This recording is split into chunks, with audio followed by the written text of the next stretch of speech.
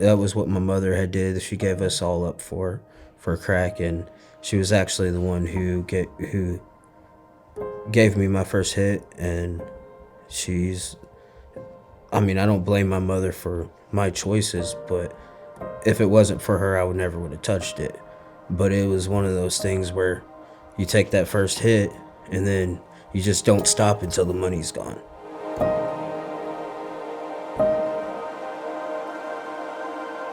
I guess I just started leaning more towards drugs, you know? And I was like, well, I don't really need anybody. I just need myself, and I can get high and play my video games, do whatever it is I do, and I don't need anybody else. Alcohol was easy to just forget everything, but really you're not living, you're just in the world, letting life pass you by, hoping, one day it ends. The structure, I knew I needed the structure, the taking time away from everybody, detaching yourself from all those bad connections. I knew I needed that. Like learning how to build your life based on the foundations of Christ, the Christian principles. Like I knew this was all something I needed, and I thought about it and I was like, you know what, I'm just gonna put it in. And I got accepted, and everybody in prison is like, oh man, you don't want to do that, you're not gonna do that, don't do that, you can't, you can't do anything, you can't have money, you can't have a job, you can't do this, you can't do that. And I'm like, what's wrong with that? I obviously didn't know how to live life before I came in here, so maybe what I don't want is what I need. It's like I've done everything I could do. I mean, how much worse can it get? As far as Victory Mission, there's nothing else like it. Here it's you get to know each of your chaplains on a personal basis each and every day if you choose to. You have to put in the effort if that's what you want to do.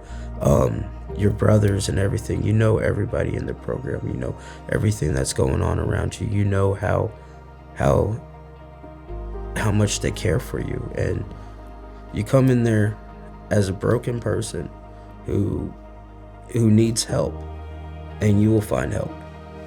I've met all my financial goals, and even before the time came up, and now I'm at a point where I'm debt free now, almost. Like I've got my 6 months savings set up almost. The next step is to get a house, and I got my car, I couldn't have done any of that if it wasn't for God. I don't know, it's kind of a feeling, or it's just something, like when God's ready for you to do it, it'll happen. Like the right steps will all fall into place. And I didn't think it was going to be until after I got out of the program, but then in a week I had the scholarship and everything. I was already accepted, and it all just fell into place. For vocational, right now I'm going to school for the Christian leadership. I'm going to get my AA in that. I eventually want to get my master's in social work. As far as personal, honestly, it's just, getting to talk to some of my spiritual leaders. Each week I want to spend time with at least 3 of them, spend an hour.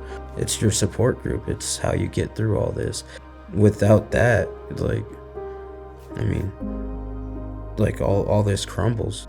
I believe hope was always there deep down, I believe that's with everybody. There's always hope.